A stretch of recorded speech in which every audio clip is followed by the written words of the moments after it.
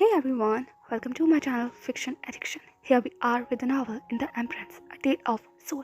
So last part हमने छोड़ा था जहाँ पर जान एंड ईपो उनके ब्यूटीफुल से गार्डन में बैठे हुए थे एंड जान अपनी एंजाइटी से कहीं ना कहीं डील कर रहा था जो थोड़ी थोड़ी देर पर उसे परेशान कर रही थी, पर ईपो उसके साथ था तो जान को उस डार्कनेस से खींच कर बाहर लाना जैसे उसका काम बन गया था। उसी सारे कन्वर्सेशन के बीच में अचानक जान ने ईपो की तरफ देखते हुए पूछा, तो बच्चे तुम्हें टाटा कहकर क्यों बुलाते हैं? ईपो इस बात पर चुप हो जाता है। वो योजा एंड ईजा को देखता है जो अपनी दुनिया में जैसे खोए हुए थे। दोनों ना जाने कौन सा गेम खेल रहे थे जहाँ पर ईजा बहुत सारी सूखी पत्तियों को इकट्ठा कर रहा था एंड योजा वो सारी पत्तियाँ ईजा के सर पर डाल रहा था। एंड सरप्राइजिंगली ईजा अनॉय होने की बजाय योजा को देखकर गिगल कर रहा था। ईबो को वो खेल तो समझ नहीं आया, लेकिन जान का सवाल उसके दिमाग में गुंज गया था। जान ने ईबो की तरफ देखते हुए कहा, कम ऑन मेरी तरफ देखो, मुंह दर्द छुपाने की जरूरत नहीं है। मुझे बताओ तुमने उनको क्या कहकर कन्विंस किया? वो तुम्हें डाटा ऐसे ही नहीं कह सकते। मैं अपने बच्चे को बहुत अच्छे से जानता हूँ। जैसे ही जान ने कहा, एक ईबो की निगाहें घूम गई। उसने जान की तरफ अपने आप को लीन करते हुए कहा, आपके बच्चे क्या वो सिर्फ आपके हैं? जान ने ईबो की तरफ देखते हुए कहा, ऑफ कोर्स नॉट, ऐसा कैसे हो सकता है? क्योंकि बायोलॉजिकली तो दो लोगों की जरूरत होती ही है, तो तुम्हारा इतना हक तो है। ईबो ने पाउट करते हुए कहा, सिर्फ बायोलॉजिकली? जान ने हंसते हुए कहा, ओके ओके ठीक है, तो टेंट्रम शो करने की जरूरत नहीं है। तुम पूरे के पूरे ईजा हो। ईजा तुम्हारी रेप्लिका है। वो हर काम तुम्हारी तरह ही तो करता है, फिर वो चाहे सोना हो, फिर सुबह उसका मॉर्निंग फेस हो, उसका मॉर्निंग मूड हो, खाने को लेकर उसकी चॉइस हो, या फिर बोलने का सलीका, इमोशंस को हैंडल करने का सलीका। इनफैक्ट उससे कितनी ही बार मैंने अपने इमोशंस को हैंडल करना सीखा है, तो ये सब कुछ तुम्हारे ऊपर ही गया है। वो तुम्हारी रेप्लिका है। ईबो ने जान की तरफ देखते हुए कहा, यहाँ आप गलत हैं जान का, वो मेरी रेप्लिका नहीं है, वो आपकी रेप्लिका है। लुक एट हिज आइज, उसके बाल बिल्कुल आपकी तरह है। एंड जब वो गुस्सा करता है तो मुझे उसकी आंखों में आप नजर आते हैं। उसकी बोलने का सलीका बिल्कुल आपकी तरह है जान का। उसके अंदर मेरे ट्रेट्स नहीं आए हैं। मैं तो कितना जॉयफुल हूँ, कितना चेयरफुल हूँ, कितना फ्रेंडली हूँ, पर वो बिल्कुल कोल्ड है आपकी तरह। जान ने ईबो की तरफ देखते हुए कहा, मैं कोल्ड हूँ? ईबो ने जान की तरफ देखते हुए कहा, of course not, of course. जान ने एकाएक अपने हाथों को अपनी चेस्ट पर बांधते हुए कहा, बोलो बोलो, अगर तुम्हें काउच पर सोना है तो तुम कुछ भी कह सकते हो। ईबो ने जान की तरफ देखते हुए कहा, जान का ये तो बिल्कुल भी फेयर नहीं हुआ ना। मैं तो वही बता रहा हूँ ना, जो जिस तरीके से आप लोगों को दिखते हो। जब मैंने आपको फर्स्ट टाइम अप्रोच करने की कोशिश की थी, आप भूल गए आपने मुझे कितना कोल्ड शोल्डर दिया था, मैं आपके पीछे कितना भागा था, तब तो जाकर आप थोड़े से नॉर्मल हुए थे। थोड़ा सा आपने बोलना शुरू किया था, पर आप इस बात से इनकार नहीं कर सकती कि आप थोड़े से तो कोल्ड हैं। जान ने ईबो की तरफ देखते हुए कहा, हाँ थोड़ा नहीं, मैं बहुत कोल्ड हूँ। ईबो ने कहा, देखा ना आपने एक्सेप्ट किया। जान ने कहा, ईबो ने कहा, ओके ओके ठीक है, आप कोल्ड नहीं है। जान ने कहा, ओके एक्सेप्टेड। ईबो ने एक जल्दी से झलक ईजा एंड यूजा की तरफ देखा जो अभी भी अपनी दुनिया में मस्त थे। उस चीज का फायदा उठाते के साथ ही उसने जान को अपनी तरफ घुमाया। एंड जान से पहले कुछ समझ पाता ईबो के वो लिप्स जान के लिप्स के ऊपर थे। जान क्या बड़ी बड़ी हो गई। उसने ईबो की तरफ देखते हुए जैसे कुछ बोलने की कोशिश की, पर ईबो का वो कोई किस बहुत ज्यादा डीप था। एकदम से ईबो ने जान से खुद को अलग करते हुए कहा, पर आप कैसे भी हो, आप मेरे हैं and I love you so very much. आप कोल्ड हो, रूड हो, ओल्ड हो, कैसे भी हो, यू आर माइन। जान ने ईबो को चेस्ट से पुश करते हुए कहा, हाँ यू आर सो मीन, तो अब मैं तुम्हारे लिए ओल्ड पे हो गया। बढ़िया है, अच्छा है, अब तो मेरे अंदर सारी कमियां तुम्हें नजर आएंगी ही। ईबो ने हंसते हुए कहा, अरे नहीं जानगा, आप भी ना, आप जानते हैं ना आप मेरे लिए क्या है, पर अगर आप इस तरीके से मुंह भुलाएंगे तो मैं कैसे खुद को कंट्रोल कर पाऊंगा? आपको नहीं पता, आप इस वक्त सच में एक पुडिंग की तरह लग रहे हो। ठीक है, तो वो जान को देखने लगा। पूरा फेस एंड नेक एकदम से ऐसे पिंक हो जाती है, लेकिन फिर भी वो अपना पोकर फेस मेंटेन कर वहाँ सामने की तरफ ही देख रहा था। ईबो ने जान को जेंटली एल्बो करते हुए कहा, ओके ओके ठीक है, मान भी जाइए, ठीक है मैंने एक्सेप्ट कर लिया, ईजा बिल्कुल मेरी तरह है। एंड जब ईजा मेरी तरह है तो यूजा तो उसकी कॉपी करता ही है, तो यूजा भी मेरी तरह है। बस ठीक है, अब तो खुश हैं आप, प्लीज गुस्सा मत होइए। हाँ ठीक है, तो हुए जान को सॉफ्टली देखने लगा। जान के चिक्स और ज्यादा पिंक हो जाते हैं, लेकिन फिर भी वो खुद को बहुत ज्यादा फोकस कर रहा था हंसने से। वहीं दूसरी तरफ ईबो ने जान की तरफ देखते हुए कहा, जान ने कहा, क्या? ईबो ने कहा, प्लीज मेरी तरफ देखिए ना। जान ने कहा, मुझे नहीं देखना। ईबो ने कहा, come on please sweet heart baby, look at my eyes. हाँ प्लीज प्लीज गा प्लीज। ये कहते हुए ईबो बिल्कुल किसी छोटे से पपी की तरह अपने सर को जान के शोल्डर से रगड़ने लगा। जान कुछ देख लिए तो अपना पोकर फेस मेंटेन करता है, पर यह उसके लिए ऑलमोस्ट इम्पॉसिबल था, इसीलिए उसके फेस पर मुस्कुराहट आ जाती है एंड वो ईबो का सर पकड़कर अपनी लैप में रख लेता है। उसने ईबो की तरफ देखते हुए कहा, बस बस ठीक है, इतना ज्यादा मक्खन लगाने की भी जरूरत नहीं है, मैं मान गया। ये कहते हुए जान के सामने देख रहा था एंड बहुत ही जेंटली एंड लविंगली ईबो के सॉफ्ट हेयर्स को स्ट्रोक कर रहा था।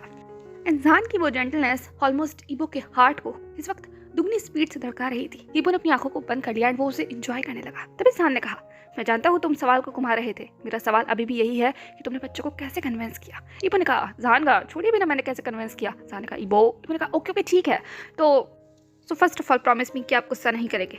जान ने ईबो की तरफ देखा, फिर सामने की तरफ देखते हुए कहा, क्या कुछ ऐसा है जो मुझे गुस्सा करने के लिए मजबूर करेगा? ईबो ने कहा, ये तो आगे बात जानने के बाद ही पता चल पाएगा। जान ने कहा, ठीक है, मैं कोशिश करूंगा, बोलो क्या रीजन है तुम्हारे पास? एंड वाई डाडा, वाई डोंट डैड, या पा, या फिर और कुछ? ईबो ने कहा, एक्चुअली अगर बायोलॉजिकली देखा जाए तो ईसा को आपको माँ, पर इससे पहले कि ईबो आगे कुछ भी कहता, जान ने ऑलमोस्ट ईबो के उस चिक पर पिंच किया। ईबो ने कहा, जान का मैंने आपसे कहा था ना गुस्सा नहीं करेंगे। जान ने कहा, अगर तुम ऐसी उल्लू बातें करोगे तो ऑफ कोर्स मैं तुम्हें पंच एंड किक भी करूंगा। क्या तुम्हें मेरे लैप में से उठना है? जान ने जैसे ये कहा, एक ईबो ने जान के टमी को बहुत स्ट्रांगली होल्ड करते हुए कहा, नहीं मुझे यहाँ मजा आ रहा है जान का, प्लीज मेरे हेयर्स को इसी तरीके से स्ट्रोक कीजिए ना। एंड मैं बस लॉजिकली कह रहा हूँ ना, आप ऑफेंडेड क्यों हो रहे हैं? ये तो रियलिटी है ना। जान ने ईबो की तरफ देखा एंड देन ईसा की तरफ देखते हुए कहा, आई नो ये रियलिटी है ईबो, पर तुम जानते हो ना आउटसाइड वर्ल्ड के लिए ये बहुत कॉम्प्लिकेटेड है। एंड नॉट सिर्फ कॉम्प्लिकेटेड, ईसा के लिए आगे चलकर बहुत ज़्यादा प्रॉब्लम हो सकती है। आई मीन ईसा जैसे बच्चों को ये सोसाइटी इतनी इजीली एक्सेप्ट नहीं करेगी। एंड मैं नहीं चाहता मेरा बेटा बुली हो या फिर सोसाइटी से लेफ्ट आउट हो या फिर उसे वो कमेंट सुनने पड़े जो जान चुप हो गया। एंड उसके हाथ भी रुक जाते हैं एंड कहीं ना कहीं ईबो का दिल एकदम से टूट गया। वो जान की उस एंजाइटी को, उसके अनकहे शब्दों को कहीं ना कहीं समझ सकता था। उसने जान की तरफ देखा, जान का फेस हल्का सा पेन लग रहा था। ईबो ने जान के हाथों को अपने हाथों के साथ इंटरवाइन किया एंड देन बहुत जेंटली उस पर किस करते हुए कहा, आप बहुत ज़्यादा सोच रहे हैं जान का। जान ने कहा, मैं सोच नहीं रहा हूँ ईबो, मैंने एक्सपीरियंस किया है। लोग जो तुम्हें टारगेट करते हैं, तुम्हें बुली करना शुरू करते हैं, तो वो ये नहीं देखते कि तुम्हारी उम्र क्या है। वो बस बहुत क्रूअल हो जाते हैं, अपने वर्ड्स के साथ बहुत हार्श हो जाते हैं। ये कहते कहते सान चुप हो गया। ईबो ने अपनी उदास आंखों से सान की तरफ देखा एंड अब वो सान के बगल में आकर बैठ गया था। उसने सान के हाथ को और कस कर पकड़ा एंड सान की तरफ देखते हुए कहा, आप ठीक कह रहे हैं सान का, बिल्कुल ठीक कह रहे हैं। ये सोसाइटी नहीं सोचती, ये क्रूअल है, हार्श है, कोल्ड है, मीन है, पर इससे भी उलट एक हार्श एंड कोल्डेस्ट रियलिटी ये भी है कि हमें सोसाइटी में ही रहना होगा जान का। हम चाहे कितना भी अलग हो जाए या कितनी भी दूर चले आए, कुछ लोग हमें ऐसे मिल ही जाएंगे जो हमें कभी भी पसंद नहीं करेंगे, जिन्हें हमारी हर चीज़ से परेशानी होगी, वो हमारी अच्छाई को कभी नहीं देखेंगे जान का। एंड उन जैसे लोगों के साथ ही हमें रहना होगा। हम चाहे पसंद करें या ना करें, हमें बैलेंस बनाना होगा एंड उसके लिए हमें अपने बच्चों को स्ट्रॉन्ग करना होगा। क्या हम सोसाइटी के डर से अलग हो जाएं या इस रियलिटी को छुपा ले, अपने बच्चों को कभी पता ही ना कि उनका असली ओरिजिन क्या है। जानगा, ये तो ठीक नहीं होगा ना। जैसे ही ईबो ने कहा, एक इंसान बस अपनी उदास आंखों से ईबो की तरफ देखने लगता है। ईबो की बातें, ईबो की समझदारी है, ईबो की सिचुएशन को देखने का तरीका हमेशा जान को शॉक्ड करता है। कोई नई बात नहीं है। ईबो मुश्किल से मुश्किल बात को भी पता नहीं किस तरीके से शब्दों में पिरो के जान के सामने रख देता है कि जान हमेशा स्पीचलेस हो जाता है। ईबो बस जान को देखता है, जान स्पीचलेसली ईबो को। कुछ देर के लिए उनके बीच में वो साइलेंस थी। ईबो ने जान का हाथ कसकर पकड़ा एंड उसे अपनी तरफ लीन करते हुए कहा, जान का, हम भाग नहीं सकते एंड हमें भागना भी नहीं है और ना ही हमें अपने बच्चों को ये सिखाना है। वो कभी नहीं भागेंगे सोसाइटी से, वो सोसाइटी के सामने डट कर खड़े रहेंगे। हम उन्हें इतना स्ट्रॉन्ग बनाएंगे जानका एंड उन्हें इस तरीके से प्रोटेक्ट करेंगे कि कोई भी उन्हें हार्म नहीं कर सकता। एंड आने वाले वक्त में वो हमें प्रोटेक्ट करेंगे। यही हमारा मोटिव है जानका। हमें अपने बच्चों को स्ट्रॉन्ग बनाना है एंड उनको स्ट्रॉन्ग बनाने के लिए हमें खुद स्ट्रॉन्ग होना होगा। आप समझ रहे हैं ना जानका? एंड मैं जानता हूँ मेरे जानका बहुत स्ट्रॉन्ग है, बहुत ज़्यादा, इस वर्ल्ड में शायद सबसे ज़्यादा। ईबो की ऐसी बातें सुनकर जान की आंखों से आंसू बस लुढ़क जाते हैं। ईबो ने उन आंसू को पूछते हुए कहा, इन आंसू की जगह आपकी आंखों में नहीं होनी चाहिए जान का, क्योंकि आपने बहुत बहा लिया। अब नहीं, हाँ, जो कुछ भी है, जैसा भी है, मुझसे डिस्कस कीजिए, मुझसे बात कीजिए, हम लोग सोल्यूशन निकालेंगे, साथ में हर चीज़ का सोल्यूशन निकालेंगे। पर इससे पहले कि ईबो आगे कुछ भी कहता, जान ने बस अपने आप को ईबो की बाहों में छोड़ दिया। ईबो को कसकर अपनी बाहों में खींच लिया। उसने अपने सर को ईबो की नेक में छिपा लिया था, कुछ पल के लिए खुद को शांत करने के लिए या अपने उस एंजाइटी को दबाने के लिए। एंड जान को इस तरीके से खुद को होल्ड करता हुआ देखकर ईबो ने बस जान को कसकर होल्ड कर लिया। कुछ देर के लिए वो लोग बस ऐसे ही शांत रहते हैं एंड ईबो जान को पूरा वक्त दे रहा था आगे कुछ कहने का, अपनी बात रखने का। अगले ही कुछ सेकंड के अंदर जान ईबो से अलग हो जाता है। उसने अपना सर ईबो के कंधे पर रख लिया था एंड ईबो भी जान का हाथ पकड़ कर बैठा हुआ था। जान ने ईसा एंड यूसा की तरफ देखते हुए कहा, मुझे डर लगता है ईबो, मुझे सच में बहुत डर लगता है। ईसा, यूसा दोनों बहुत मासूम हैं, बहुत छोटे हैं। पर ईबो ने कहा, जान का, हम हैं ना, हम हैं अपने बच्चों के लिए। जान ने कहा, मैं जानता हूँ ईबो, पर मैं कभी हिम्मत नहीं कर सकता ईसा को बताने की। वो क्या सोचेगा? ईबो ने कहा, वो क्या सोचेगा इसका मतलब? जान ने कहा, ये सोसाइटी में उसने ऐसा अभी तक नहीं देखा ना, हमें उसके लिए तो।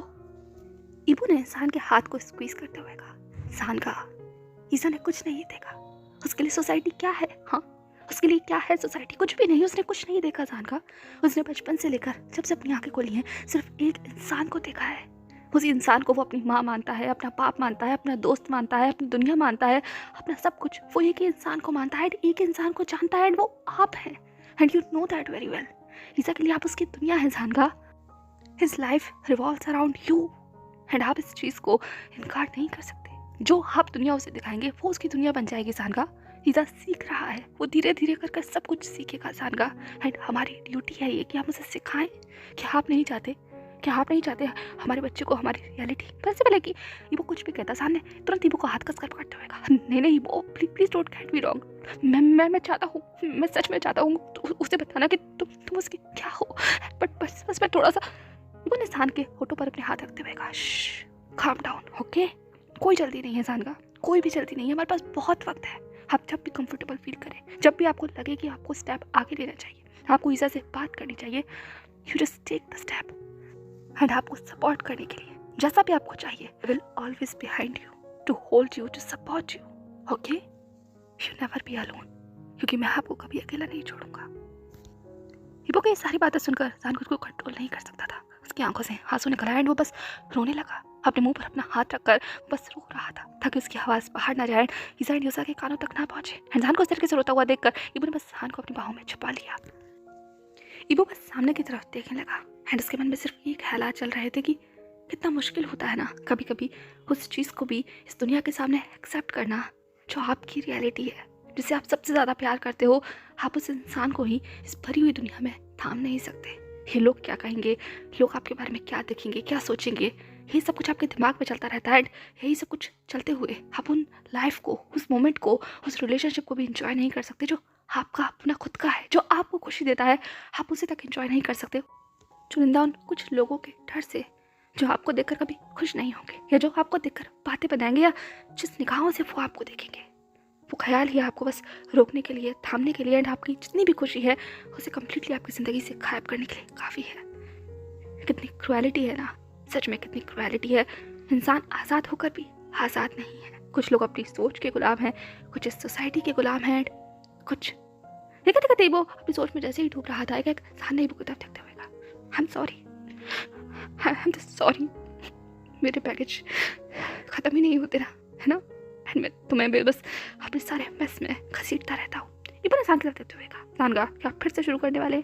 आपका मैस मतलब मेरा मैस, हम दोनों का मैस, एंड मैं खुद इस मैस के अंदर कूदना चाहता हूँ। एंड आप जानते हैं ना मैं कितना मैसी इंसान हूँ। ये कहते हुए इबो ने एक टीजिंगली स्माइल सान को दी। सान ने कहा, तुम भी ना क्या हर बात पर मजाक करते हो। खैर ये कहते हुए सान ने अपने आंसू को पोंछा एंड ईसा की तरफ देखते हुए कहा, बहुत जल्द मैंने सब कुछ बता दूंगा इबो। इबो ने कहा, आर यू श्योर? सान ने इबो की तरफ देखते हुए कहा, मोर देन 101%। एंड वैसे भी बहुत लंबा वक्त हो गया ईसा को ये सब कुछ छुपाते एंड उसे भी हक है जानने का कि उसके फादर कौन है। इबो ने सान की तरफ देखते हुए कहा, क्या उसे भी हक है जानने का कि उसकी मदर? सान ने कहा, इबो ने कहा, क्या सान का? आप एम्बैरेस हो रहे हैं या फिर ऑफेंडेड? मुझे समझ नहीं आ रहा। सान ने बस इबो की तरफ देखते हुए कहा, आई डोंट नो, बस मुझे थोड़ा सा अजीब लग रहा है ये चीज़ एक्सेप्ट करनी। इबो ने कहा, आप भी ना, आप शाय हैं, आप एम्बैरेस हो रहे हैं। सान का, कम ऑन स्वीट हार्ट, आप ऐसे नहीं कर सकते। आई मीन मैं कैसे करूँगा अगर आप इस तरीके से बिहेव करेंगे तो? सीरियसली मुझे आप पर बहुत लव आ रहा है इस वक्त मुझे आपको किस करने का मन कर रहा है इस ग्राउंड में सेंसलेसली इस ग्रास के ऊपर। पर पहले ही वो अपने उस फिल्दी माउथ से कुछ और भी शब्द निकाल पाता। सान ने बस इबो का मुंह बंद कर दिया। उसके साथ देखते हुए कहा, बच्चे सुन लेंगे। इबो ने कहा, बच्चे कुछ नहीं सुनेंगे सान का, वो बस अपनी दुनिया में मस्त है एंड आपको नहीं पता यहाँ पर एक और लव ब्लूम हो रहा है। जैसे ही इबो ने कहा एक इंसान रुक जाता है, वो इबो की तरफ देखने लगता है। उसने कहा, क्या मतलब है इस बात का? इबो ने इंसान के हाथ को अपने मुंह पर से हटाया एंड उसके हाथ को वापस एक बार होल्ड कर खुद को इंसान की तरफ लीन कर दिया, या बिल्कुल उसी पोजीशन में लिटा दिया जैसे कि वो कुछ देर पहले लेटा हुआ था, इंसान की लैप में अपना सर रखकर। इबो ने कहा, आप सच में जानना चाहते हैं? ये कहते हुए वो ईसा एंड यूसा को देखने लगा। इंसान ने कहा, क्या कह रहे हो, मैं कुछ समझ नहीं पा रहा हूँ। इबो ने कहा, जरा ईसा एंड यूसा को गौर से देखिए। जैसे ही इबो ने कहा, इंसान की निगाहें भी ईसा एंड यूसा के ऊपर घूम गई थी, जहाँ ईसा बस यूसा को देख रहा था एंड यूसा गीगल कर रहा था। इंसान ने कहा, क्या देखूं? इबो ने कहा, आपको क्या दिखाई देता है? इंसान ने कहा, क्या दिखाई देता है इबो, मतलब क्या? ईसा एंड यूसा दिखाई दे रहे हैं, ऑफ कोर्स। वो दोनों कितने खुश हैं, देखो ना कितने खुश हैं एक दूसरे के साथ, दोनों खेल रहे हैं। इबो ने कहा, इंसान का इसका मतलब आप कुछ नहीं देख सकते, आप अभी भी बहुत ज़्यादा कच्चे हैं इन सब मामलों में। इबो की बात सुनकर इंसान का फेस अनॉय हो गया था। उसने इबो की तरफ देखते हुए, तुम मुझे बता रहे हो या नहीं? इबो ने कहा, अभी नहीं, वक्त आने पर बताऊंगा। इंसान ने इबो की तरफ अनॉयंगली देखते हुए कहा, तुम नहीं बताओगे? इबो ने कहा, इंसान का वक्त आने पर बताऊंगा। इंसान इसके बाद चुप हो जाता है क्योंकि वो जानता है इबो ने अगर एक बार कह दिया तो बस कह दिया। वो बहुत ज़्यादा स्टबन है, अब उसे कोई भी नहीं हिला सकता। अगर वो नहीं बताना चाहता तो वो नहीं बताएगा, और अगर उसे बताना होता तो सान को पहले ही बताता था। इसलिए सान आगे कुछ नहीं कहता। वो लोग कुछ देर के लिए ऐसी सीनरी को एंजॉय करते हैं। फाइनली लगभग आधे घंटे के बाद ईसा एंड यूजा सान की तरफ भाग कर आते हैं। सान एंड ईबो अपनी दुनिया में जैसे खोए हुए थे, दोनों बातें कर रहे थे। तभी ईसा ने चहकते हुए कहा, डैड लुक, मैंने आपके लिए बनाया। यूजा ने भी उछलते हुए कहा, डाटा ये मैंने आपके लिए बनाया। ईसा एंड यूजा की ये बातें सुनकर एक सान एंड ईबो ने बस ईसा एंड यूजा की तरफ देखा। सान ने कहा, क्या बनाया बेबी? ये कहते हुए उसने यूजा को अपनी गोद में उठा लिया था एंड ईबो ने बैठकर ईसा को अपनी गोद में उठा लिया था। यूजा ने सान की तरफ देखते हुए कहा, डैड प्लीज चुकिए ना। सान ने कहा, क्या करूं? यूजा ने कहा, प्लीज डाउन डाउन।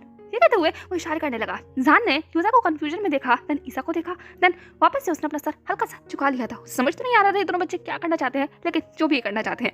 जान का सर इस तरह से झुकता हुआ देखकर एक एक यूजा मुस्कुरा गया एंड उसने ईसा की तरफ देखा एंड देन अपनी चमकती हुई आंखों से अपने हाथों को उठाया एंड अपने हाथों से बना हुआ वो थोड़ा सा टूटा फूटा सही लेकिन ब्यूटीफुल सा एक फ्लावर वाला क्राउन जान के सर पर रख दिया था। एंड जैसे ही सान के सर पर वो क्राउन जाता है, यूजा की स्माइल बहुत बड़ी हो जाती है। उसने अपनी चीयरफुल वॉइस में कहा, वाओ डाडा, इट्स लुक सो गुड, है ना? ठीक है, तो वो ईबो की तरफ देखने लगा एंड सान बस कंफ्यूजन में सबकी तरफ देखने लगा। उसकी आंखें सर में बड़ी हो गई थी शॉक से। वो अपने उस शॉकिंग हैंड से उस क्राउन को छूने लगा। वो स्पीचलेस था, बस यूजा को देखने लगा। यूजा ने कहा, डैड आपको पसंद आया? आप बहुत ब्यूटीफुल लग रहे हो। आपको सच में पसंद आया? सान ने कहा, बेबी। यूजा ने कहा, डैड आप बहुत ब्यूटीफुल लग रहे हो। यूजा एंड मैंने ये मिलकर तैयार किया है। ठीक है, तो वो जान को देखने लगा। जान बस उन दोनों बच्चों को देखने लगा एंड उसने यूजा की तरफ देखते हुए कहा, माय स्वीट हार्ट, ये बहुत ब्यूटीफुल है। तुमने ये मेरे लिए बनाया? यूजा ने कहा, मैंने बनाया, गगा ने हेल्प की। उन्होंने वहां से फ्लावर्स उठाए एंड मैंने वहां से branches and we made it. जान ने बस यूजा को हक करते हुए कहा, my sweetheart, my baby, it's so beautiful, thank you so very much baby, सच में थैंक यू। ये कहते हुए वो ईसा को देखने लगा, उसको भी वार्मली बस मुस्कुरा कर देखने लगा। वहीं दूसरी तरफ ईबो बस इस स्वीट से मोमेंट को देख रहा था। कुछ पल के लिए जैसे वो यहाँ खो ही गया था। तभी ईसा ने ईबो की तरफ देखा, जिसकी निगाहें अभी सान एंड यूजा पर थी। ईसा ने कुछ देर के लिए ईबो की आंखों में देखा एंड देन अपने हाथ में पकड़े हुए उस क्राउन को, फिर उसने ईबो की तरफ देखते हुए कहा, टाटा। ईसा की आवाज़ सुनकर एक ईबो अपने सहन से बाहर आ जाता है। उसने ईसा की तरफ देखते हुए कहा, हाँ बेबी। ईसा ने कहा, एक्चुअली मैंने। ईबो ने कहा, तुमने क्या क्या हुआ? हाँ, ये कहते हुए वो ईसा की तरफ देखने लगा। जान एंड यूजा भी जो एक दूसरे को हक कर रहे थे, वो भी उस सीन को देखने लगे। ईबो ने कहा, बोलो बेबी क्या हुआ? ईसा ने अपने हाथ में पकड़े हुए उस क्राउन को देखा एंड देन ईबो की तरफ देखते हुए कहा, ये मैंने ना आपके लिए बनाया है। ठीक है, तो वे उसने इस क्राउन को ईबो की तरफ बढ़ा दिया था एंड ईबो एक पल के लिए स्पीचलेस हो जाता है, बिल्कुल स्पीचलेस। वो बस ऐसे ही शॉकिंगली उस क्राउन की तरफ देखने लगता है एंड देन उसने सान की तरफ देखा, जैसे कि वो जान से पूछना चाह रहा हो, क्या ये सब कुछ सच में हो रहा है? क्या सच में ईसा ने उसके लिए क्राउन बनाया है? एंड ईबो के फेस के ऐसे एक्सप्रेशन देखकर सान के चेहरे पर एक बड़ी सी मुस्कुराहट आ जाती है। उसने ईबो की तरफ देखा एंड देन नोट किया, जैसे कि वो इशारों में उससे कह रहा हो, हाँ उसने तुम्हारे लिए बनाया है, कम ऑन लो उससे, वो तुम्हें देख रहा है अपनी एक्सपेक्टिंग केस से। सान का तरीके का नोट देकर ईबो ने अपनी बस शॉकिंग निगाहों को ईसा की तरफ कर लिया था। ना चाहते हुए भी उसकी आंखों में हल्के से आंसू आ गए थे। उसे बहुत ओवरवेलमिंग फील हो रहा था। ईसा ये करेगा उसने सोचा नहीं था। यूजा से वो फिर भी एक्सपेक्ट कर सकता था, पर ईसा ये स्टेप लेगा, सान को छोड़कर वो उसके लिए कुछ बनाएगा, ये बहुत बड़ी बात है ईबो के लिए, सच में बहुत बड़ी। इसीलिए वो बस थोड़ा सा शॉक था। ईसा ने कहा, आपको नहीं? पर इससे पहले ईसा कुछ भी कहता है, ईबो ने अपना सर झुका दिया था। उसने बहुत जेंटली कहा, कम ऑन बेबी, मुझे पहनाओ, बिकॉज अकेले इंसान का है कि वो ब्यूटीफुल दिखे, मैं भी ब्यूटीफुल दिखना चाहता हूँ, कम ऑन मुझे पहनाओ। ठीक है, तो वे ईबो बस चेयरफुली ईसा की तरफ देख लगा। ईसा ने एक झटके में ही ईबो के सर के ऊपर उस क्राउन को रख दिया था, लेकिन हाँ संभालते हुए, ईबो के बालों पर सेट करते हुए। जैसे ही ईसा ने उस क्राउन को रखा, ईबो ने अपना सर उठा लिया एंड वो बस ईसा की तरफ देखने लगा। उसने मुस्कुराते हुए कहा, वाह बेबी, सो ब्यूटीफुल, है ना सान का? ये अच्छा लग रहा है ना? सान ने भी नोट करते हुए कहा, बहुत ब्यूटीफुल लग रहा है, थैंक यू ईसा, थैंक यू ईसा बेबी, सच में ये सच में बहुत अच्छा गिफ्ट है। ईसा एंड यूजा ने कहा, आप दोनों को पसंद आया? सान ने कहा, बहुत ज़्यादा पसंद आया बेबी। ईबो ने भी कहा, बहुत ज़्यादा, thank you so very much my beautiful princess. ईसा ने पाउट करते हुए कहा, I am not princess, I am prince. यूजा ने कहा, आई एम ऑल्सो प्रिंस। ईबो ने कहा, हाँ हाँ ठीक है, प्रिंस प्रिंस, माय प्रिंस। तुम्हारे स्किन को तुम्हारा गिफ्ट बहुत पसंद आया और इसके रिवॉर्ड में मैं तुम दोनों को आज एक चॉकलेट वफल केक बनाकर खिलाऊंगा। कैसा है आइडिया? जैसे ही ईबो ने कहा, एक ईसा एंड यूजा की आंखें बड़ी बड़ी हो जाती है। उसने ईबो की तरफ देखते हुए कहा, नो हमें नहीं खाना। ये कहते हुए वो बस ईबो से दूर जाने लगे। ईबो ने कहा, क्या नहीं खाना? क्यों? पर इस पहले ईबो कुछ भी कहता, ईसा बस फुदक कर जान की गोद में पहुंच गया था एंड दोनों ने ही जान को कस कर पकड़ लिया था एंड जान से वो प्लीडिंग आइज में कह रहे थे, प्लीज डैड हमें नहीं खाना, मैं सच में नहीं खाना। ईबो ने कहा, ऐसे कैसे? मैं तो इतना अच्छा बनाता हूँ। एंड ईबो की बात सुनकर ईसा एंड यूजा के फेस के ऊपर देखने लायक पाउट था। वो बस ईबो को ऐसे देख रहे थे जैसे कि ईबो कितना झूठा है। एंड वही दूसरी तरफ सान सिर्फ हंस रहा था। उसने दोनों बच्चों को जैसे से उठाकर कहा, ओके ओके ठीक है। तभी ईबो ने ईसा एंड यूजा को अपनी गोद में लेते हुए कहा, सान का आप भूल गए हैं, अभी आप थोड़ा सा वीक हैं, मैं दोनों बच्चों को उठा सकता हूँ एंड चलिए घर चलते हैं, वैसे भी अब शाम हो रही है एंड आपको अब आराम करना चाहिए, बहुत देर हो गई। ये कहते हुए वो आगे बढ़ने लगा। जान ने अपना एक हाथ ईबो की एल्बो में डाल लिया था एंड अपना सर उसने ईबो के शोल्डर पर रख लिया। यूजा सान के बालों में लगे हुए उस क्राउन से खेल रहा था एंड ईबो बस सामने की तरफ देख रहा था एंड ईजा ईबो एंड सान को देख रहा था। फाइनली वो फैमिली वापस अपने घर में आ जाती है। ईबो ने सान को बेड पर लिटाया एंड बहुत ज़्यादा वक्त नहीं लगा सान की उस टायर्ड बॉडी को सोने में एंड देखते ही देखते वो गहरी नींद में सो चुका था एंड उसके बगल में ईजा एंड यूजा भी कब सो गए इस बारे में उन्हें भी रियलाइजेशन नहीं हुआ। ईबो कुछ देर के लिए बेड में ही रहता है। फिर फाइनली आधे घंटे के बाद वो बेड से खड़ा हो जाता है। उसे अब मील प्रिपेयर करना था एंड कुछ मीटिंग्स भी अटेंड करनी थी। ईबो ने घड़ी में टाइम देखा तो अभी कुछ 3:30 का समय हो रहा था। ईबो ने कहा सबसे पहले एक काम करता हूँ, चैंग को कॉल करता हूँ, कुछ मीटिंग्स निपटा लेता हूँ, उसके बाद अभी ये लोग थोड़ा लेट उठेंगे, देन मैं कुछ मील प्रिपेयर करूंगा। ठीक है, तो ईबो बड़बड़ाता हुआ कमरे से बाहर आ गया था, धीमे से दरवाजे को बंद करता हुआ। उसके बाद वो एक क्विक शावर लेता है, देन वो अपना काम करने के लिए बैठ जाता है लैपटॉप लेकर। उसने चैंग को फोन लगाया, कुछ देर तो लगती है चैंग को कॉल उठाने में एंड एट लास्ट वो कॉल उठा लेता है। चैंग ने टायर्ड वॉइस में कहा, क्या? ईबो ने कहा, अरे मैं तुम्हें इतने दिनों के बाद कॉल कर रहा हूँ और तुम मुझे ऐसे रिस्पॉन्स करोगे? तुम थके हुए लग रहे हो एंड थोड़े से फ्रस्ट्रेटेड भी। चैंग ने बस टायर्डली कहा, मैं बस थोड़ा सा अनवाय हूँ। कहो तुमने क्यों कॉल किया? चैंग की ऐसी आवाज़ सुनकर ईबो बस काउच पर लीन हो जाता है। उसने फ़ोन कस कर पकड़ते हुए कहा, ऐसे ही क्या मैं अपने दोस्त से बात नहीं कर सकता? तुमसे बात करने के लिए कोई रीज़न होना ही ज़रूरी है। चैंग ने कहा, तुम्हारा कॉल आता है तो लगता है सिर्फ किसी वजह से ही आया होगा, क्योंकि ये कहते हुए चैंग चुप हो गया। ईबो ने कहा, चैंग ने कहा, ये बात नहीं करते हैं ईबो, बताओ तुमने कॉल क्यों किया था? ये कहते हुए चैंग भी अब रिलैक्स होकर अपनी चेयर पर बैठ गया था। ईबो ने कहा, सच में चैंग, मैं सिर्फ जानना चाहता था, I mean, तुम ठीक तो हो ना? हैंसी उसकी प्रेगनेंसी सब कुछ ठीक तो चल रहा है ना? आई नो मुझे समय पर वहाँ पर होना चाहिए, I mean, कंपनी का सारा काम। तभी चैंग ने कहा, ईबो जस्ट शट अप, ओके? इस बुलशिट के लिए मेरे पास अभी समय नहीं है एंड मैं तुम्हें समझाना नहीं चाहता कि एवरीथिंग इज ओके, तुम्हारे रहकर भी सब कुछ काम कर सकते हो एंड मैं यहाँ सब कुछ संभाल रहा हूँ। बस मैं थोड़ा सा अनॉय था इसी की वजह से। I mean, तुम जानते हो ना उसकी प्रेगनेंसी बहुत कॉम्प्लिकेटेड है एंड चीज़ें और डिफिकल्ट हो रही हैं। डॉक्टर्स ने बोला है कि अब उसे कंप्लीट बेड रेस्ट पर रखना है, पर तुम जानते हो ना कितना मुश्किल है उसे बेड पर रखना। I mean, वो ऑलमोस्ट हर वक्त काम करने के बारे में सोचती है, काम के बारे में नहीं सोचती है तो सान के बारे में बात करती है, सान के बारे में बात नहीं करती है तो फ्यूचर में जो भी होने वाला है उसको लेकर उसको टेंशन होती है। वो सोचती है उसकी डिलीवरी कैसी होगी। I mean, वो खुद डॉक्टर है लेकिन फिर भी मुझे समझाना बहुत मुश्किल है। ये कहते हुए चैंग सिर्फ टायर्डली ईबो को अपनी बातें सुना रहा था। ईबो भी पेशेंटली सब कुछ सुन रहा था, क्योंकि जब एक इंसान थोड़ा सा फ्रस्ट्रेटेड हो या टायर्ड हो तो उसकी बातों को सुनने वाला भी अगर कोई मिल जाए ना तो वो एक बहुत बड़ा रिलैक्सेशन है, एक मेडिसिन है एंड इस वक्त शायद चैंग को उसी की ज़रूरत है। इसीलिए ईबो पेशेंटली सब कुछ सुनने लगा। फाइनली कुछ देर के बाद ईबो ने कहा, मैं समझ सकता हूँ चैंग, I mean, सही शब्दों में कहूँ तो मैं नहीं समझ सकता, क्योंकि मैंने कभी ऐसा कुछ एक्सपीरियंस नहीं किया। सानका के साथ मुझे कभी एक्सपीरियंस करने का मौका ही नहीं मिला। इनफैक्ट मुझे तो पता भी नहीं है कि लोग किस तरीके का बिहेव करते हैं जब वो प्रेग्नेंट होते हैं या प्रेग्नेंट लोगों को कैसे संभाला जाता है। लेकिन फिर भी कहीं ना कहीं मैं समझ सकता हूँ। मैं बस तुमसे यही कहूँगा कि तुम संभाल सकते हो, तुमसे ज़्यादा बेहतर सिचुएशन को कोई नहीं संभाल सकता, तो बस थोड़ा सा स्ट्रांग रहो, काम रहो एंड पेशेंट रहो, यही कह सकता हूँ मैं। चैंग ने कहा, हाँ कह लो जितना कहना है उतना कह लो। I mean, जब फ्यूचर में तुम्हें ये मौका दोबारा से मिलेगा ना तब देखूंगा कि तुम क्या कहते हो। ठीक है कि वो चुप हो गया। चैंग ने कहा, क्या चुप क्यों हो गए? ईबो ने कहा, फ्यूचर में दोबारा? चैंग ने कहा, ऑफ कोर्स, I mean, अगर तुम। ठीक है तो वे चैंग सीधा बैठ गया था। ईबो ने कहा, क्या? चैंग ने कहा, अगर तुम फ्यूचर में दोबारा, I mean, मैं भी बस थोड़ा सा क्यूरियस हूँ जानने के लिए कि मेल प्रेगनेंसी कैसी होती है, बट दैट्स ऑल। जैसे ही चैंग ने कहा, ईबो ने चिल्लाते हुए कहा, चैंग यू बास्टर्ड, तुम सांगा के बारे में कैसे बातें कर सकते हो? चैंग ने कहा, एक्सक्यूज मी, मैं क्या बातें कर रहा हूँ? मैं तो सिर्फ क्यूरियस हूँ जानने के लिए। I mean, ये थोड़ा सा क्वाइट यूनिक है ना, सबके साथ नहीं होता। ईबो ने कहा, मेरे सांगा यूनिक नहीं है। I mean, वो यूनिक है पर वो सिर्फ मेरे लिए यूनिक है, तुम उनके बारे में ऐसे बातें नहीं कर सकते एंड मैं देख सकता हूँ तुम्हारी सिर्फ एक रिडिकुलस एक्साइटमेंट है एंड सान का कोई एक्सपेरिमेंट नहीं है। तभी चैंग ने कहा, ओके ओके ठीक है, वो एक्सपेरिमेंट नहीं है, मैंने कब कहा वो एक्सपेरिमेंट है? तुम भी ना, ठीक है जैसा मन करे वैसा करना। तुम्हें अगर सेकंड बच्चा करना हो तो करना एंड ना करना हो तो बिल्कुल मत करना। वैसे भी तुम्हारे पास ऑलरेडी 2 बच्चे हैं ना, तो बच्चों को संभालो, यही काफ़ी है। ईबो ने कहा, ऐसा नहीं है, मैं फ्यूचर में डेफिनेटली एक और बच्चे के लिए ट्राई करूँगा, क्योंकि क्यूरियस तो मैं भी हूँ एंड एक्साइटमेंट तो मेरे अंदर भी है। जैसे ही ईबो ने कहा, चैंग ने कहा, how hypocrite you are. I mean, मैं करूँ तो ये सब कुछ बकवास है एंड तुम करो तो सब कुछ ठीक है। ईबो ने कहा, मैं कर सकता हूँ, सांगा मेरे हैं। चैंग ने कहा, होश बुलशिट, मुझे तुम्हारा ड्रामा नहीं सुनना, मुझे एक और बार सान का नाम नहीं सुनना तुम्हारे मुंह से एंड नहीं जानना कितना तुम्हारा है एंड चुप हो जाओ। ईबो ने कहा, ओके ओके ठीक है, लेकिन चैंग ने कहा, हाँ मैं कुछ नहीं कह रहा, बस जितना मैं जानता हूँ उसके हिसाब से मेल प्रेगनेंसी बहुत टफ होती है। I mean, आगे चलकर तुम्हें बहुत ज़्यादा प्रॉब्लम उठानी पड़ सकती है। सान की प्रेगनेंसी आसान नहीं रहेगी। अगर इन फ्यूचर तुम ऐसा कुछ करने के बारे में सोच रहे हो तो आई जस्ट वार्न यू कि मैं इसी के साथ एक्सपीरियंस कर रहा हूँ, तो मैं तुम्हें बस एडवाइस कर सकता हूँ कि चीज़ें उतनी भी ज़्यादा कलरफुल नहीं होती जितना हम सोचते हैं। दोनों के लिए ये जर्नी बहुत डिफिकल्ट है, फिर वो चाहे प्रेग्नेंट पर्सन हो या फिर उसकी टेक केयर करने वाला उसका पार्टनर। ठीक कहा है किसी ने, एक कपल साथ में प्रेग्नेंट होता है एंड वो लोग साथ में ही उस जर्नी में आगे बढ़ते हैं। कोई इमोशनली ड्रेन्ड होता है, कोई फिजिकली ड्रेन्ड होता है, बट कुछ भी कहो ये जर्नी आसान नहीं होती। दोनों का तालमेल ही इस जर्नी को आसान बना सकता है। मैं तो सिर्फ यही कहूँगा, यही मैंने एक्सपीरियंस किया है, कुछ महीनों में आगे भी एक्सपीरियंस करूँगा शायद। ठीक है, तो वो चैंग सिर्फ एक टाइट से मुस्कुराहट देता है। उन्होंने कहा सुनने में बहुत अजीब लग रहा है, पर आई डोंट नो फ्यूचर में क्या होगा। आई मीन अभी मैं कुछ नहीं कह सकता। सेकंड प्रेगनेंसी के बारे में तो खैर अभी सोचना भी, वैसे भी सानका की बॉडी भी उतनी ज़्यादा स्ट्रॉन्ग नहीं है, उसकी मेंटल कंडीशन के बारे में तो तुम जानते ही हो ना। ठीक है, तो वो थोड़ा सा डाउन साउंड करता है। चैंग ने कहा हे सब कुछ ठीक तो है ना? आई मीन सानका के साथ कॉम्प्लिकेशन? इबो ने कहा I don't know Chang, I mean वो बहुत डाउन है अभी भी, मुझे ऐसा लगता है किसी जोन में चले जाते हैं।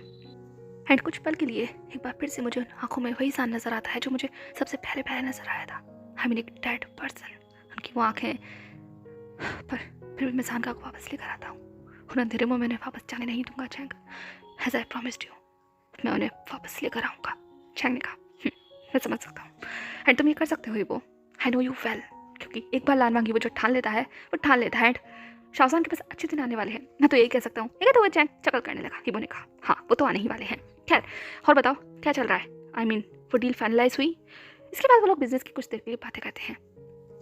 अब लगभग 15 मिनट के बाद चैंग ने कहा हाँ दैट्स ऑल, यही बताना था मुझे तुम्हें। इबो ने कहा थोड़ा सा कॉम्प्लिकेटेड है लेकिन कोई बात नहीं, वो डील हमें मिल जाएगी, डोंट वरी। चैंग ने कहा हाँ मिल तो जानी चाहिए, सब कुछ प्रिपेयर है ऑलमोस्ट। ठीक है, तो वो लैपटॉप पर काम करने लगा। इबो ने कहा चैंग वैसे, चैंग ने कहा हाँ क्या हुआ? इबो ने कहा क्या तुम्हारे पास लूसी का कॉल आया था? आई मीन मेरे फ़ोन पर काफ़ी सारे मिस्ड कॉल हैं उसकी, आई डोंट नो क्या हुआ है। चैंग ने कहा तो तुमसे कॉल करके पूछना चाहिए ना, ऑब्वियस सी बात है। इबो ने कहा हाँ पूछना तो चाहिए, आई मीन अभी मैं बात नहीं करना चाहता उससे। तुम जानते हो ना सानका को अगर पता चल गया तो बेकार वो टेंस हो जाएंगे एंड मैं भी कोई मिसअंडरस्टैंडिंग नहीं चाहता। जब मुझे वक्त मिलेगा तो मैं कॉल करूंगा, पर हो सके तो तुम मुझसे बात कर लेना। चैंग ने कहा सीरियसली इबो इस चीज़ में भी मैं? इबो ने कहा प्लीज़ प्लीज़ प्लीज़ प्लीज़ बडी करो ना, मैं जानता हूँ तुम मेरे लिए कर लोगे। चैंग ने कहा इबो तुम्हें थोड़ी सी एटलीस्ट प्रायोरिटी देनी चाहिए। आई mean she is doing a lot for you.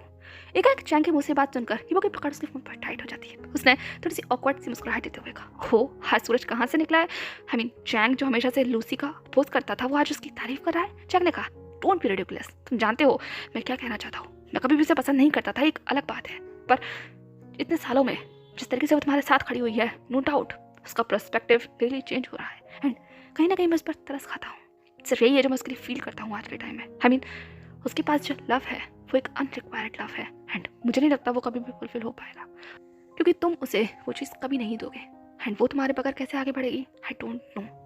I mean मैं तो सोच कर भी थोड़ा सा घबरा जाता हूँ कि वो दोनों बहनें हैं लेकिन फिर भी दोनों कितनी अलग हैं। आई मीन कभी कभी मुझे लूसी पर डाउट होता है। आई मीन इतना सा सेल्फलेस कोई कैसे हो सकता है? वो तुम्हारे लिए हेल्प कर रही है, तुम्हारे साथ खड़ी हुई है, ट्राई कर रही है बिना किसी सेल्फिश रीज़न के। आई मीन तुम्हें एक बार तो वो पाने का ख्याल उसके दिमाग में आया ही होगा ना। एंड वैसे भी बोलो मत, इस दुनिया के सामने तुम लोग अभी भी एक इंगेज्ड कपल हो। अगर वो भी अपनी बहन की तरह हो एंड उसके माइंड में भी कुछ ऑल्टरनेटिव मोटिव हो, आई मीन वो तुम्हारे सामने कुछ और प्रिटेंड करे हो एंड बाद में कुछ और करे, आई मीन ये सारे ख्याल मेरे दिमाग में आते हैं। मुझे पता है कि मैं बहुत रिडिकुलस साउंड कर रहा हूँ, लेकिन फिर भी जिसकी बहन युवानी हो एंड जिसने इंसान की ज़िंदगी को इतना ज़्यादा उथल पुथल कर रख दिया हुआ, आई मीन एक ऐसे इंसान को जो एक सुनहरा सितारा बन सकता था वो आज एक खाक में मिला हुआ है, उसकी पूरा अस्तित्व खत्म कर दिया उस लड़की ने। तो मैं इमेजिन नहीं कर सकता कि उससे जुड़ा हुआ शख्स कैसा हो सकता है। आई मीन ठीक है, तो वे चैंग चुप हो गया। फिर उसने एक गहरी सांस लेते हुए कहा मैं भी पता नहीं क्या बोल रहा हूँ, स्ट्रेस मेरे सर पर हावी हो गया, आई एम सॉरी। मैं इबो ने कहा हाँ सही कह रहे हो चैंग, तुम्हें ज़्यादा नहीं सोचना चाहिए, सब कुछ ठीक है एंड मैं लूसी पर ट्रस्ट कर सकता हूँ। और अगर मैं उस पर ट्रस्ट ना भी करूँ, आई मीन अगर वो 1% मुझे बैक स्टैप करती भी है तो उससे कोई फ़र्क नहीं पड़ेगा। जो हमने सोचा है, जैसे सोचा है, वो लूसी की हेल्प के बगैर भी। चैंग ने कहा हाँ पागल मत बनो, ये बात तुम खुद भी जानते हो कि लूसी की हेल्प के बगैर कुछ भी नहीं हो पाएगा। एंड मुझे तो ये समझ नहीं आ रहा वो तुम्हारी हेल्प कर क्यों रही है। I mean why? उसे तुम्हें क्या करना चाहिए? आई मीन उसे इतने सालों तक यूज़ करने के लिए। इबो ने कहा मैंने उसे यूज़ नहीं करा। चैंग ने कहा हाँ कुछ भी कह लो, जैसे कि मैं जानता नहीं हूँ। ठीक है, तो वो चैंग सिर्फ सामने की तरफ देखने लगा एंड वो अपने हाथ में पकड़े हुए इस क्यूब से खेल रहा था। इबो ने कहा मैंने उसे यूज़ नहीं करा है चैंग, ये बात तुम भी जानते हो। चैंग ने कहा हाँ वो खुद यूज़ हुई है, ये कह सकते हैं। इस बात पर इबो चुप हो जाता है, क्योंकि कहीं ना कहीं ये सच है। जो कुछ भी लूसी एंड इबो के बीच में रहा है इतने साल, जिस तरीके से लूसी ने इबो की हेल्प की है, उसे सपोर्ट किया है, जहाँ जिस मौके पर जैसी ज़रूरत पड़ी वैसे उसका साथ दिया है, ये इग्नोरेबल थिंग नहीं है। वो चाह कर भी इसे इग्नोर नहीं कर सकता। लूसी उस वक्त उस जगह पर उसके साथ थी जहाँ कोई भी नहीं था। उस वक्त उसने उसका हाथ थामा था। अगर वो उस वक्त वहाँ नहीं होती तो क्या होता आज, वो सोचना भी नहीं चाहता। उस वक्त सिचुएशन बहुत ज़्यादा अलग थी एंड हाँ सिचुएशन बहुत अलग है। आज वो स्ट्रांग है, अपने पैरों पर खड़ा हुआ है, पर उस वक्त ऐसा नहीं था।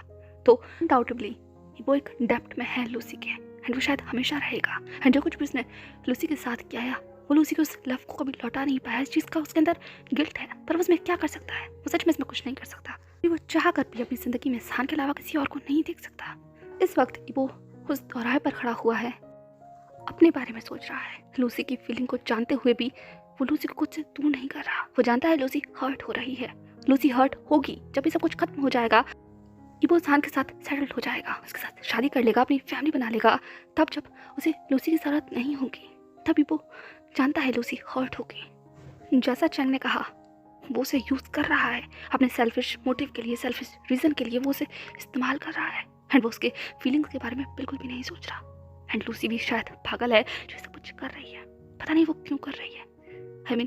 शायद ईबो को पता है, क्योंकि कहीं ना कहीं वो भी तो प्यार में वही सब कुछ कर रहा है। बस ईबो लकी है कि उसका प्यार रिटर्न हो रहा है एंड लूसी शायद ऑलमोस्ट सबसे ज़्यादा अनलकी है कि उसका प्यार कभी भी रिटर्न नहीं होगा उसे। हार्ट ब्रेंचिंग है, पर ये भी एक रियलिटी है जिसे ईबो ने बस एक खट्टी सी खामोशी रखकर एक्सेप्ट कर लिया था। और फाइनली एक हफ्ते के बाद वान सान का चेकअप कर रहा था। सान बेड पर था एंड ईज़ा एंड यूज़ा हर बार की तरह उसके बगल में। ईबो बिल्कुल अलर्ट मोड पर साइड में खड़ा हुआ था एंड हाउशवान ये सब कुछ ऑब्जर्व कर रहा था। वो अपने नोटपैड में सारे की पॉइंट्स लिख रहा था। वान ने कहा वाइटल्स नॉर्मल है, वीकनेस सान ने कहा थोड़ी सी है, ज़्यादा नहीं। वान ने कहा ग्रेट प्रोग्रेस है and what about your digestion, तुम अब कुछ लिक्विड डाइट के अलावा भी ले रहे हो।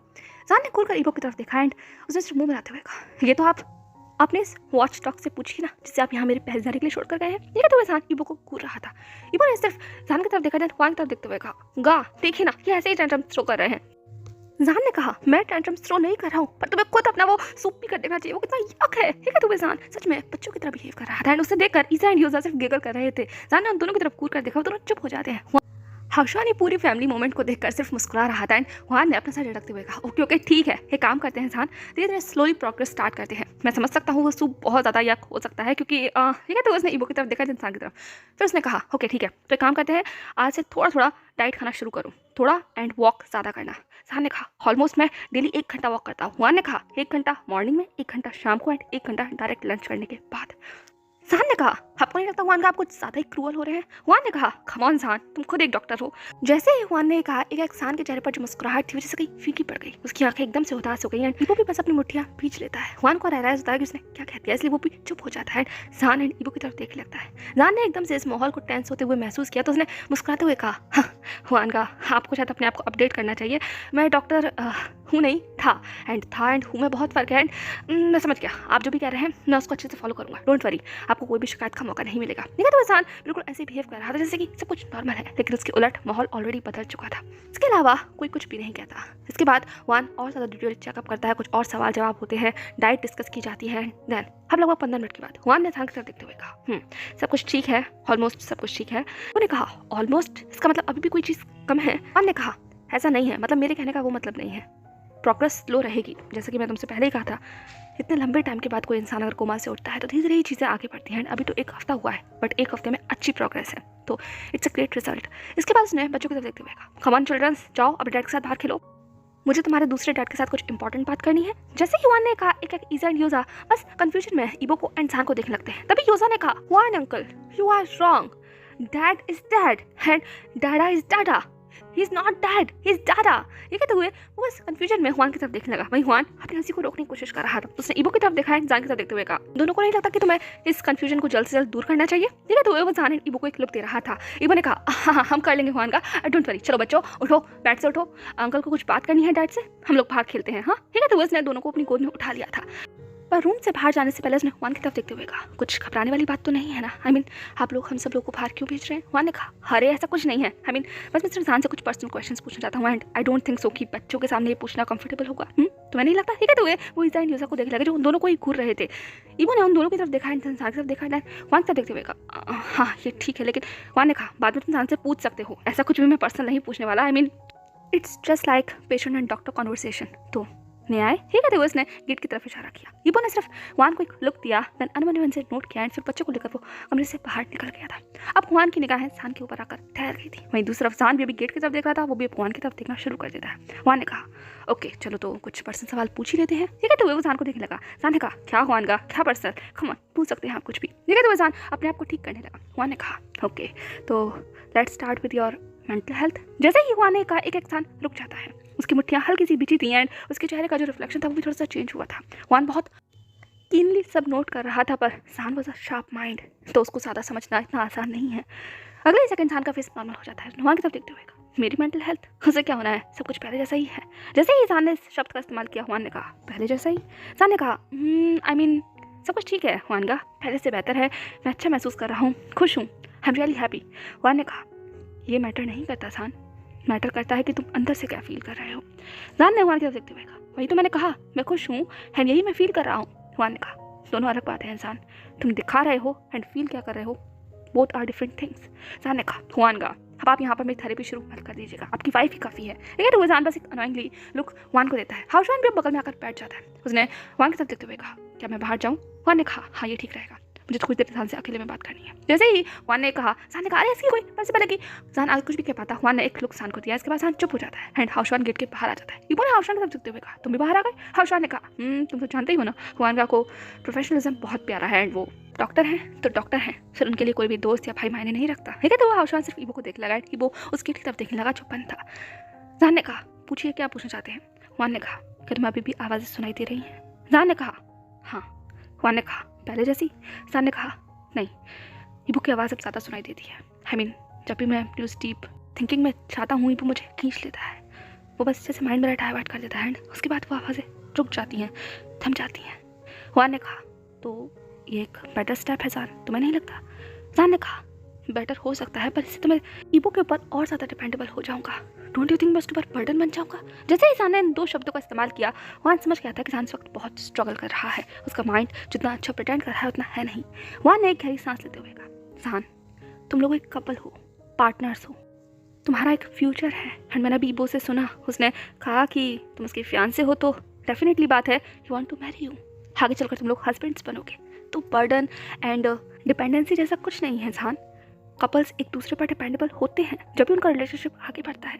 तुम किसी और चीज़ के लिए ईबो पर निर्भर हो गया एंड ईबो किसी और चीज़ के लिए तुम पर। सान ने कहा एग्जैक्टली यही तो प्रॉब्लम है, मेरे पास ऐसा कुछ नहीं है जिस पर ईबो निर्भर हो सके। I mean I have nothing, मेरे पास कोई जॉब नहीं है, मैं बैंकक्रप्ट कंप्लीटली, एक देश से भागा हुआ हूँ, दूसरे देश में जा सकता हूँ या नहीं दोबारा पता नहीं, बच्चे की कस्टडी तक के लिए लोग मुझ पर ट्रस्ट नहीं कर सकते। एंड बोलते बोलते सान रुक जाता है, वो बस अपने झबलों को पीसने लगता है। हुआन ने कहा कम ऑन सान, कहो जो कहना चाहते हो, अपनी सारी फ्रस्ट्रेशन को बाहर निकाल दो। सान ने बस अपनी उन हारी हुई आंखों से हुआन की तरफ देखते हुए कहा आप सब जानते हैं हुआन का सब, ऐसा कुछ नहीं है जो आपसे छुपा हो, पर आप उसे क्यों कुरेद रहे हैं। मैं ईबो को कुछ नहीं दे सकता, मुझे बस यही चीज़ बहुत परेशान कर रही है। हुआन ने कहा तुम दे सकते हो सान, तुम ईबो को सब कुछ दे सकते हो, बट उसके लिए तुम्हें अंदर से खुद को स्ट्रॉन्ग करना होगा। अंदर से तुम्हारी विल पावर आनी चाहिए कि तुम ईबो को क्या देना चाहते हो। खुद से सवाल पूछो कि तुम ईबो को क्या देना चाहते हो। जैसे ही हुआन ने कहा एक सान हुआन की तरफ देखने लगता है। उसने हुआन की तरफ देखते हुए कहा सब कुछ।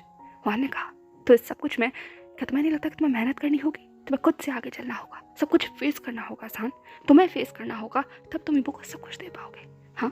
सान ने कहा पर मैं कैसे कैसे करूँ हुआन का, ये हवा से आगे बढ़ता हूँ तो मेरा पास्ट मुझे पीछे खींच लेता है, मैं क्या करूँ।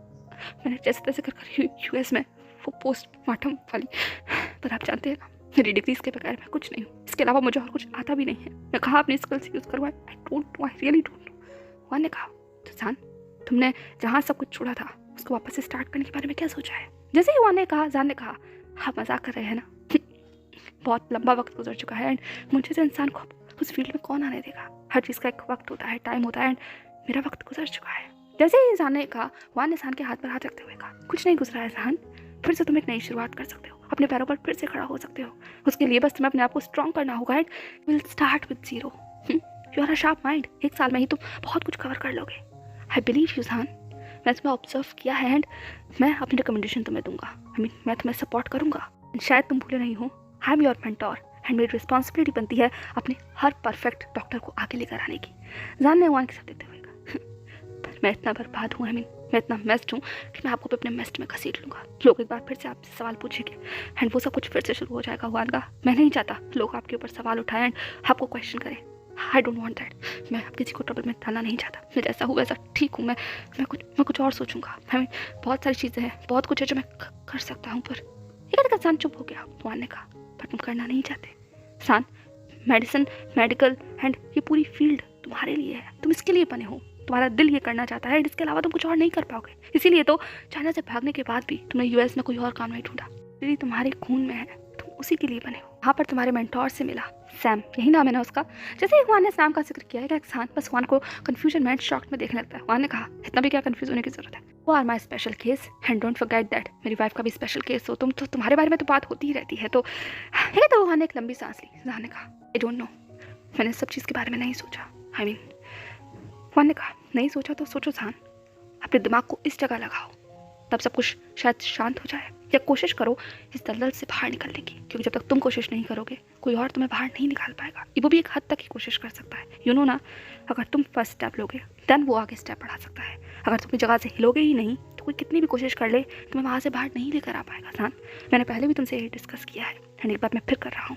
सब कुछ फिर से सोचो सब कुछ बनाने के बारे में, आगे बढ़ने के बारे में। जो सब कुछ बिखर गया है उसे वापस से संवारने के बारे में। अब ये वक्त है जान, ये सच में वक्त है। तुम्हारी फैमिली को तुम्हारी ज़रूरत है, एक स्ट्रॉन्ग इंसान की ज़रूरत है। And you know very well कि तुम्हें क्या, कैसे, कब, क्यों करना है। तुम्हें हमेशा से पता था एंड तुम्हें अब भी पता है जान। बस अब अपने स्टेप्स उठाओ, लेकिन सही डायरेक्शन में। वापस उस दलदल में मत जाओ जान। तुम्हारी बॉडी अभी भी उन सब दवाओं के लिए रिएक्ट कर रही है ना। जैसे ही हुआन ने कहा कि इंसान की मुट्ठियाँ कस जाती हैं बुरी तरीके से। हुआन ने कहा, हेबो को इस बारे में पता है। जान ने कहा, मैं आई मीन जब भी मुझे ऐसा होता है मैं बस, हुआन ने कहा, सो जाता हूँ, अपने आप को बाथरूम में लॉक कर लेता हूँ, शावर ऑन कर लेता हूँ, अपने आप को बिजी दिखाता हूँ एंड ऑफ कोर्स ईबो को इग्नोर करता हूँ, है ना। जैसे ही हुआन ने सब कहा, जान बस अपनी आंखों को नीचे झुका लेता है। हुआन ने कहा, एज एक्सपेक्टेड जान, ये इतनी आसानी से नहीं छूटेगा। काफ़ी पुरानी चीज़ें हैं तो वक्त लगेगा। तो हर चीज़ के लिए अपने आप को स्ट्रॉन्ग करने के लिए मैं तुम्हें सजेस्ट करूँगा कि तुम एक बार फिर से मार्था के साथ सेशन स्टार्ट करो। जैसे ही हुआन ने कहा, सान ने बस हुआन की तरफ घूर कर देखा। हुआन ने कहा, सान, तुमने जहाँ छोड़ा था तुम्हें वहाँ से फिर से शुरू करना होगा। मार्था के साथ अपनी सेशन स्टार्ट करो। यही एक पॉजिटिविटी के लिए फर्स्ट कदम होगा तुम्हारा। She will help you. सान ने लगभग अपनी तीखी आवाज़ में कहा, शी विल हेल्प मी? हाँ, सीरियसली? She create mess. उसने सब कुछ मेस कर दिया। उसे पता था ना, पेशेंट डॉक्टर कॉन्फिडेंशियलिटी, मैंने साइन किया था उस पेपर पर। देन वो कैसे सब कुछ के साथ शेयर कर सकती है? हाँ, वो भी विदाउट मेरी परमिशन। वो कैसे कर सकती है सब कुछ? मैं उसे माफ़ नहीं करूँगा। आई विल सू हर। मैं उसे कोर्ट लेकर जाऊँगा। जैसे इंसान ने कहा, हुआन से हंस जाता है, बहुत ज़ोर से हंस जाता है। इंसान से बस ऐसे ही इरिटेटेड लुक के साथ देखने लगता है। हुआन ने कहा, ये पहली बार होगा कि कोई मेरी वाइफ को मेरे सामने सू करने की धमकी दे रहा है। मुझे हंसी आ रही है, लेकिन जान सीरियसली तुम सच में उसे सू करोगे? अगर तुम उसे सू करोगे तुम जानते हो ना, she will sue you again and तुम दोनों सिर्फ एक दूसरे को सू करते हुए रह जाओगे। आई डोंट नो, वो देखने में सब कुछ बहुत मज़ेदार होगा, बट मैं नहीं चाहता कि अभी एक ड्रामा को ख़त्म किए बगैर कोई और ड्रामा शुरू हो। तो ये सब कुछ हम लोग फ्यूचर के लिए रखते हैं, बट अभी मैं तुम्हें सिर्फ यही सजेस्ट करूँगा कि तुम मार्था के साथ अपने सेशन को शुरू करो। I mean she is so eager to meet you. माना वो थोड़ी सी स्कैर्ड है अभी तुमसे फेस करने के लिए, बट उससे भी ज़्यादा वो एक्साइटेड है, क्योंकि उसने इन पिछले कुछ महीनों में तुम्हारे केस को और ज़्यादा बारीकी से स्टडी किया है।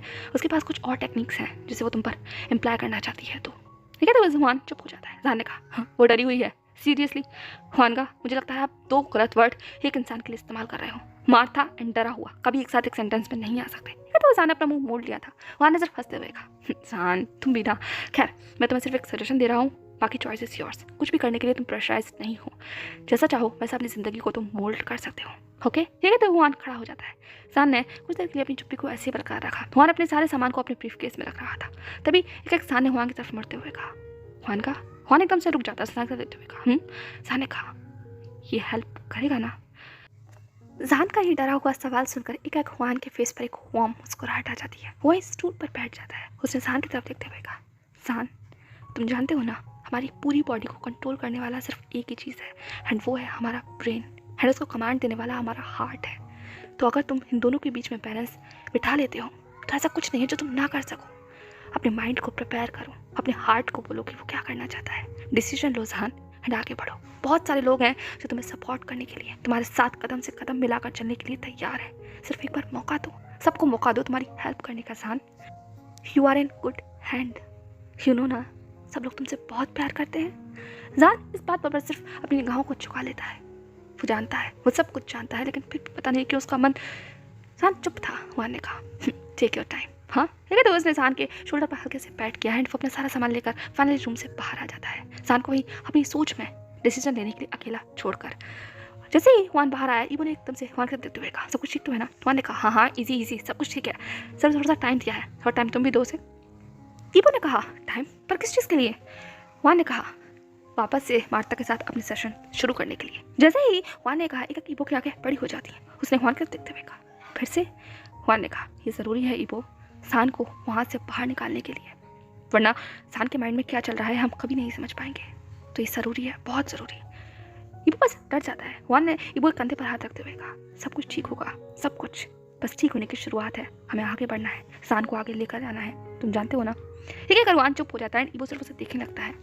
So hey everyone, that's all for today. I know आज का चैप्टर थोड़ा सा लॉन्ग एंड बोरिंग हो सकता है, बहुत सारे लोगों को शायद चैप्टर बोरिंग लगा होगा, but it's just a face. I mean बड़े प्लॉट से छोटे प्लॉट को कनेक्ट करने के लिए बीच में इस चैप्टर था। सो आई होप आप लोगों ने एंजॉय किया होगा।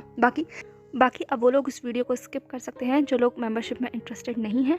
आगे वाला जो भी 2-3 मिनट है वो सिर्फ उन लोगों के लिए है जो मेंबरशिप में इंटरेस्टेड है। सो इस वीडियो में मैंने आप लोगों को ऑलरेडी बताया था, बट अभी भी कुछ लोगों को कन्फ्यूजन है एंड इंस्टाग्राम पर भी बहुत सारे लोगों ने पूछा। लोगों के सभी कन्फ्यूजन एंड डाउट को मैं एक क्विक डिस्कशन में कंप्लीट करती हूँ। सो फर्स्ट ऑफ ऑल यहाँ पर 3 लेवल हैं, लेवल 1, लेवल 2, लेवल 3। तीनों लेवल्स के अलग अलग प्राइस हैं। सो फर्स्ट लेवल जिसका नाम है सुपर कैंडीज़, इसका प्राइस 89 रुपीज़ है एंड जब आप इस 89 में इस मेंबरशिप को परचेज करते हैं तो आपको जितने भी मेरे नॉवेल्स हैं उनका एक्स्ट्रा चैप्टर्स सुनने को मिलेंगे। फिर वो चाहे ब्लीडेड हार्ट हो, in the embrace of my love जब कंप्लीट हो जाएगा तो उसके कुछ एक्स्ट्रा चैप्टर्स आपको मिलेंगे। एंड इन फ्यूचर में भी जब भी आप लोग सुपर कैंडीज़ वाला लेवल 1 परचेज करोगे तो जो भी मैं नॉवल लिखूंगी उसका एक्स्ट्रा चैप्टर्स आपको एक्सेस कराया जाएगा। और ये सब कुछ मंथली बेसिस पर होगा, यानी कि जैसे कि आप लोग अपने मोबाइल में रिचार्ज कराते हो सेम वैसे ही आप लोगों को मंथली रिचार्ज करवाना होगा।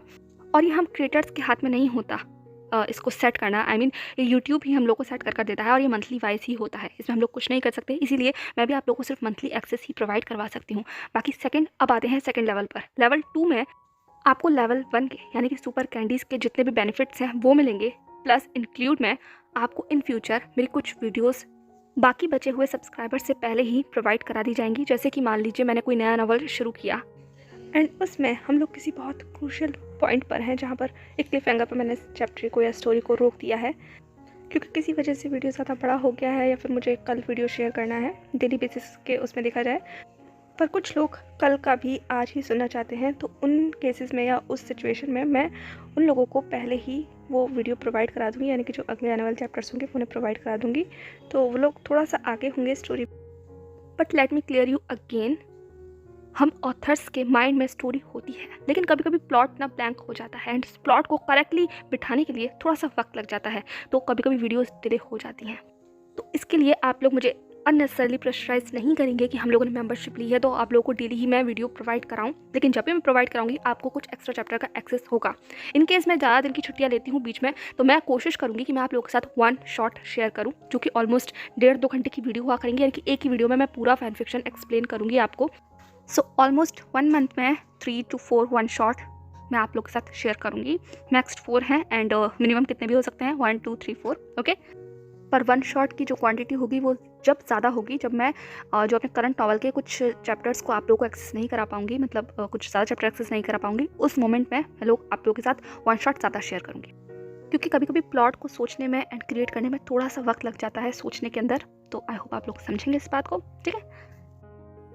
तो कुछ शॉर्ट स्टोरीज़, कुछ यूनिक स्टोरीज़, कुछ यूनिक कॉन्सेप्ट के ऊपर 1 शॉट, तो ये सब कुछ होगा। ये सब सेकंड लेवल के अंदर होगा जिसका नाम है चंक्स। सो आई होप आपको लेवल 2 के सारे डाउट्स क्लियर हो गए होंगे। लेवल 2 में मैं आपको प्रोवाइड कराऊंगी लेवल 1 का जितनी भी वीडियोस का एक्सेस है वो, प्लस इन फ्यूचर में जो नॉवल शुरू करूंगी उसकी अपकमिंग स्टोरीज़ के कुछ चैप्टर्स आपको पहले से ही पता होंगे, यानी कि आप बाकी व्यूअर से थोड़ा सा आगे होंगे, एंड प्लस कुछ 1 शॉर्ट्स जिसमें आप 1 या 2 घंटे की वीडियोस लगातार एक साथ एक वीडियो में पूरी स्टोरीज़ को सुनेंगे। एंड 2 घंटे से ज़्यादा वीडियो हुई तो मैं 2 पार्ट्स में से डिवाइड कर दूँगी। सो ये सब कुछ हो गया लेवल 2 में जिसका प्राइस है 199। अब बात करते हैं थर्ड लेवल की जिसका नाम है इन 1।